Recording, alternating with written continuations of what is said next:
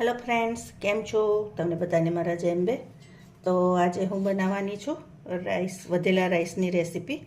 તો એની માટે આવી રીતે વધેલા રાઈસ લઈ લીધા છે. એમાં 2/3 કપ રવો લીધો છે, પણ એમાં અત્યારે હું અડધો એડ કરીશ, પછી થોડી વાર રહીને બીજો એડ કરીશ. આપણને એવું લાગે ને કે હજી વધારે રવો એડ કરવા જેવો છે ત્યારે એડ કરીશું. હવે આ દહીં છે એ એડ કરી દઈશ.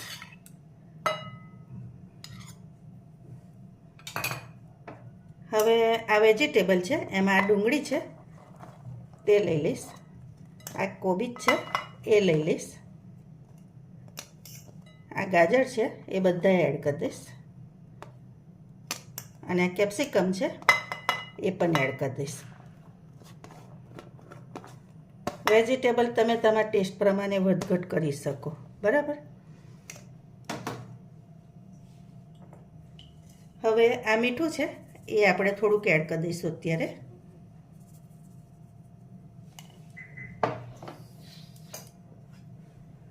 આદુ લસણની પેસ્ટ છે અને લીલા મરચાં છે એ પણ આપણે અંદર એડ કરી દઈશું.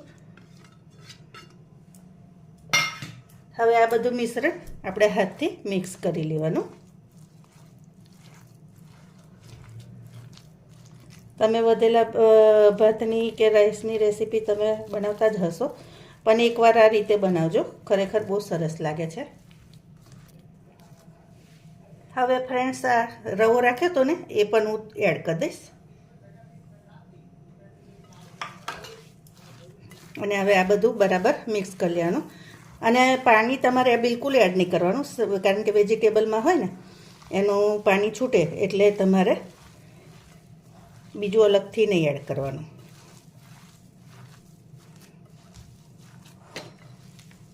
હવે આને આપણે 5 મિનિટ રેસ્ટ આપીશું, આવી રીતે જ રવા દઈશું. તો ફ્રેન્ડ્સ, હવે 5 મિનિટ થઈ ગઈ છે, આપણે આને ખોલી લઈએ. હવે એકવાર આને મિક્સ કરી લેવાનું બરાબર. તમે આમાં મસાલો, ગરમ મસાલો પણ એડ કરી શકો.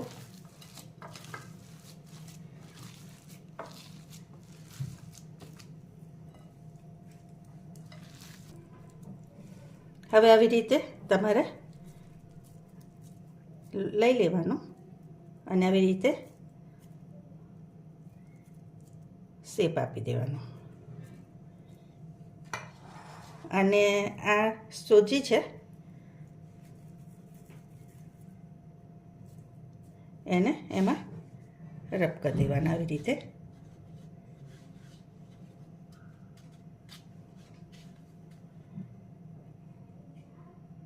આવી રીતે આપણે એને એવી રીતે હું બીજો કરી લઉં. તો તમે આમાં સાઈઝ તો કેવું નાની મોટી તમને ગમે ને એ રીતે તમે રાખજો, વાંધો નથી, પણ આવી રીતે આપણે કરી લેવાનું.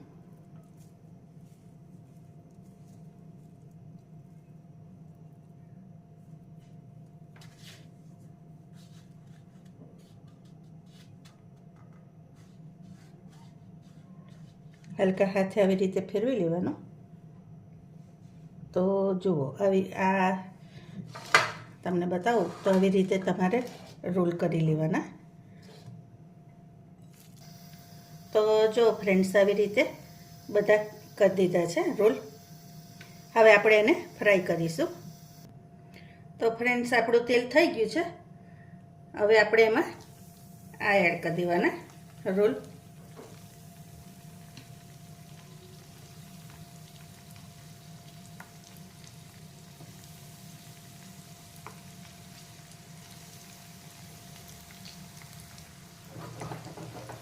આવી રીતે થોડુંક થોડુંક એ કરતા જઈને તમારે મીડિયમ તાપે એને થવા દેવાના.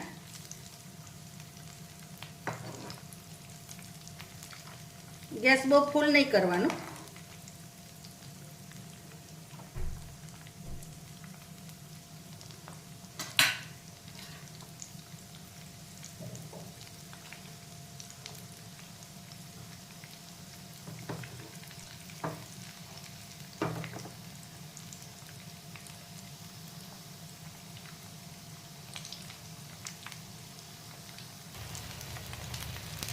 ફ્રેન્ડ્સ જો આવી રીતે આપણે તરી લેવાના બધા, ઉલટતા પુલટતા.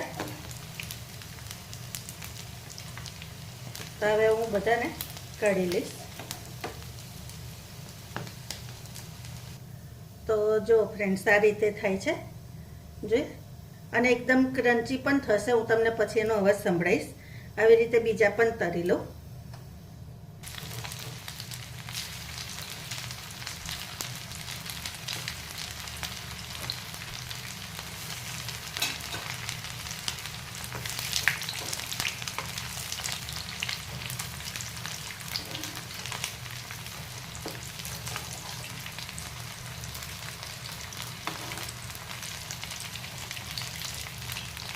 આવી રીતે આપણે ઉલટતા પુલટતા એને બધા જ ફ્રાય કરી લેવાના.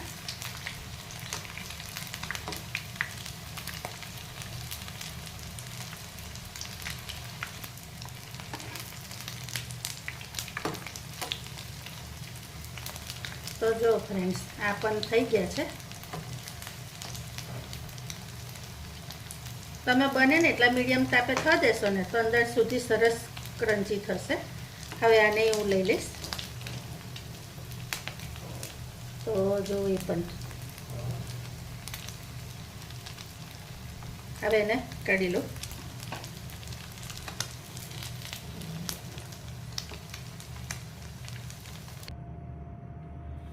બસ તો જો ફ્રેન્ડ્સ આપણી રેસીપી તૈયાર છે અને રોલ કેવા બન્યા છે એ તમને બતાવું.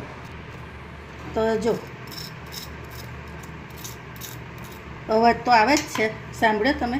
અને હવે જો હું તમને તોડીને બતાવું. તો જો અને આ ખાવામાં પણ ખૂબ ટેસ્ટી લાગે છે, બહુ જ સરસ લાગશે. તમારા બાળકો તો ખુશ થઈ જશે, વારે વારે આ રેસીપી બનાવડાવશે. તો તમે ચોક્કસથી આ રેસીપી ટ્રાય કરજો. મારી રેસીપી કેવી લાગે છે તો ખાસ જ કહેજો. લાઈક શેર સબસ્ક્રાઈબ કરજો. Thank you.